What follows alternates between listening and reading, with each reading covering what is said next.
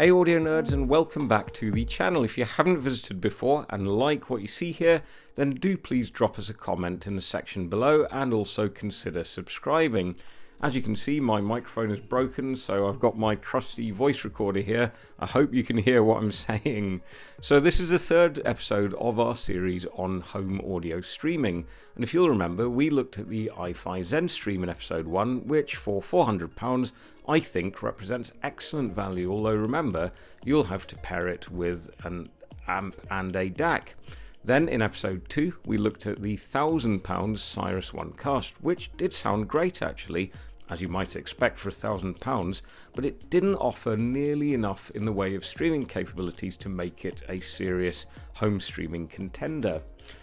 So, is it possible to combine all the streaming smarts of the ZenStream with the sound quality of the Cyrus in a product that costs less than £1,000 and offers seamless integration into any audio setup?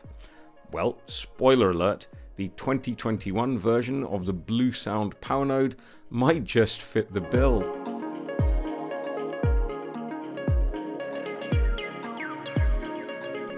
As you know, I don't like going on at length about specs, so let's get the boring stuff out of the way quickly.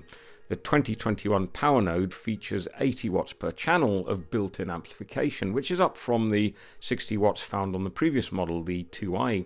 So it'll be powerful enough to drive even the most demanding speakers. As far as wired input goes, it offers an ARC HDMI input along with 2 hybrid analog or digital optical inputs. So you can have up to 3 wired devices connected at once. It offers Bluetooth connectivity, as you'd expect, but I really don't know who would bother with that. All the smarts come from its excellent Wi-Fi connectivity options, as well as having its own software platform, which you can install on your phone or tablet. It also integrates perfectly into a Roon-based system, and it is indeed Roon-ready, which means that it can take advantage of the Roon Advanced Audio Transport System, RAAT, meaning you can get the best quality lossless audio. The brains of the Powernode have been upgraded, again from the previous model, with a beefier ARM processor and an improved DAC chip capable of handling up to 24-bit 192 kHz files natively, and it offers native MQA decoding if that's your thing. The unit itself is small, in fact you might call it positively dinky for such a powerful little box, and it comes in either white or black. It looks really rather understated and classy, and it should integrate well into any room you choose to bung it in. The front just has a little indicator LED, which thankfully gets decently dim, and it also features a headphone 3.5mm socket. Up top you have a clever array of touch panel controls which light up as your hand gets close to the unit. So, as well as the playback controls which you'd expect, you also get some shortcut buttons which you can assign to whatever favourite albums, radio stations, podcasts, really whatever you want. Around the back is where you'll find all the aforementioned inputs and speaker outputs, and it's all well labelled and arranged neatly. Compared to the somewhat weirdly huge and heavy Cyrus OneCast, the Bluesound Powernode really does feel like a well-designed, solid bit of modern hi-fi equipment.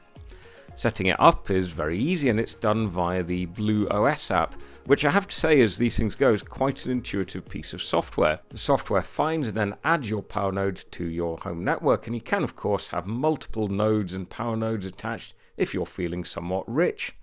Then it's a case of adding your music sources, which is one of the best parts of this system, as there is extensive support for a huge range of services, including not only the usual suspects such as Tidal and Qobuz, but also Amazon Music, HD, Deezer, Napster, Spotify, SiriusXM, and very many more.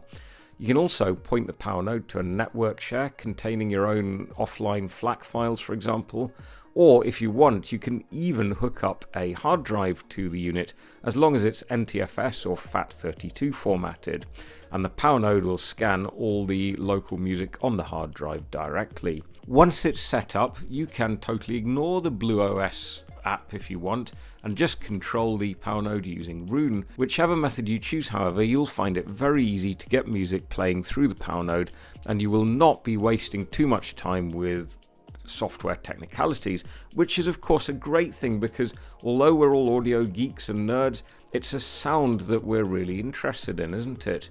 Which links us beautifully onto the next bit of the video. How does this thing sound? Well, as I said, I paired the Powernode with my KEF LS50 Meta speakers. By the way, I really must do a video on those. I absolutely love those things. I must admit it feels so weird hooking up such a small box to the Metas, as psychologically I always think that they need a physically big amp to drive them well. However, the Powernode dispels any such stupid notions, and I can only say that this particular pairing is nothing short of revelatory. Music-wise, I hit the Powernode with FLAC files and tidal streams of such varied artists as Niels Frahm, Coldplay. Yes, I'll admit to being a secret Coldplay admirer, but I am British, so you'll have to forgive me. Lana Del Rey, who's just dropped her second album of 2021, I'm getting the Taylor Swift vibes there. Also, there were some Chemical Brothers and James Blake.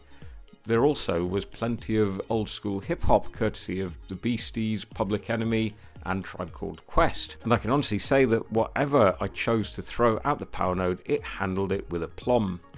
To put it another way, the Powernode just gets out of the way of the music, serving up the tunes without any real degree of coloration.